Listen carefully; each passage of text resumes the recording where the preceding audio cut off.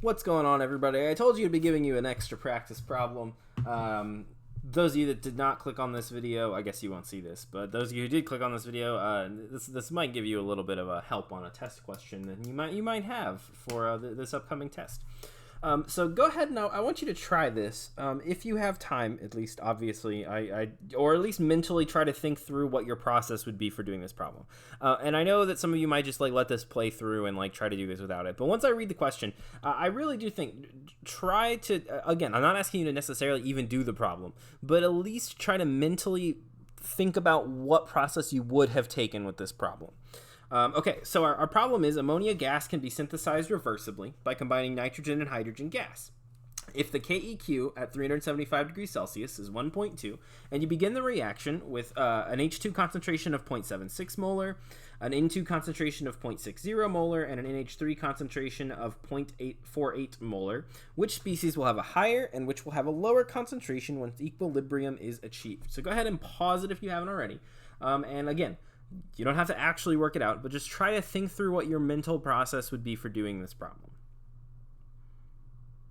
Okay, if you're back, I hope you've done it, and if not, well, I can't stop you. I guess you're your own person, but you'll spoil the surprise a little bit. So I'm gonna speed work this through.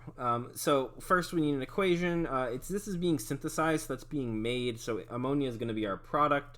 So we're going to go N2 gas plus H2 gas gives reversibly NH3 gas. Okay, that makes sense. To balance it, we need a 2 there, a 3 there, and a 1 there. Sounds good. Now, from here, your instincts probably tell you, let's go to the ice table. Let's get working on that. For our ice table, our N2 is 0.60 molar. Our H2 is 0.76 molar, and our NH3, which we have in this case, is a 0.48 molar. Now, before we move on, I want to preface this. This is not an example of what you will always do if you have all three of these samples. This is just one specific type of problem that has a trick to it because of the way the problem is phrased. Now, going to the next step, we would do the minus x, we would do minus 3x, and we would do plus 2x in this one.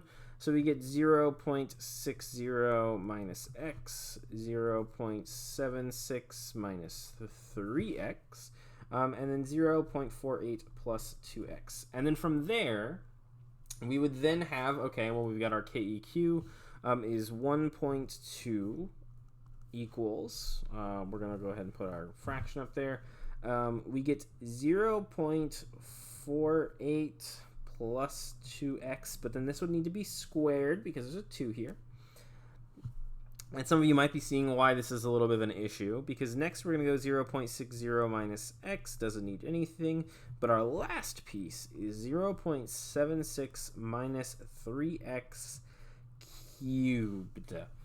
And here is where we're at we've got a bit of an issue, because at the top you could FOIL that out. You could do 0.48 times 0.48, 0.48 times 2x, 0.48 times 2x, and then have 4x squared at the end.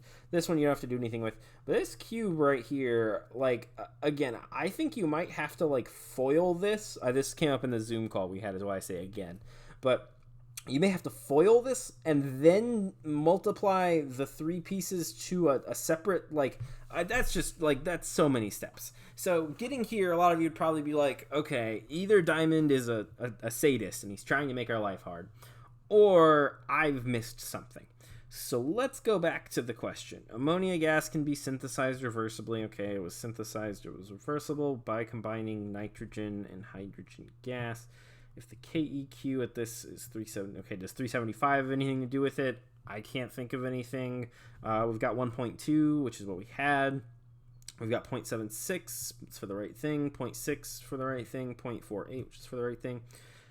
But if you look at what the question is actually asking, which species will have a higher and which will have a lower concentration once equilibrium is achieved? So we do not need an answer. So this is taking a math approach. And in this case, that does not help in this problem. It's just going to make it super difficult. But if we instead approach the problem conceptually, which I'm sure is some of you guys' least favorite words at this point, if our KEQ is 1.2, we actually know some stuff about that. Because KEQ is greater than 1, that means that products are favored. And because initially we have less products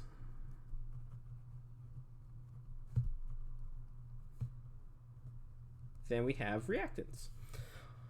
Well, if we have less products than we have reactants, and the products are favored, and based on every other type of calculation we've done this whole chapter, well, it doesn't need a number, but what's going to happen? Well, our N2 and our H2 will decrease because it's going to make more products.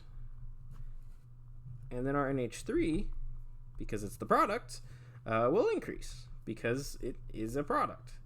And again, we don't know 100% sure that that's going to happen. I mean, we're pretty likely because all of these have made some amount of product, even if it is such a tiny, like little bitty bit.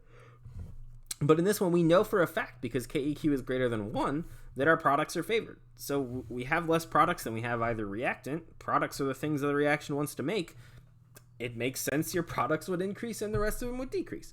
So just keep in mind for this chapter, especially on the hint, test, hint, that I might ask you a question that doesn't require any of this math stuff. You don't need any of it. All you need is a conceptual understanding that a KEQ of greater than 1 means that products are formed, and based on this reaction, well, that means that you're probably going to form products.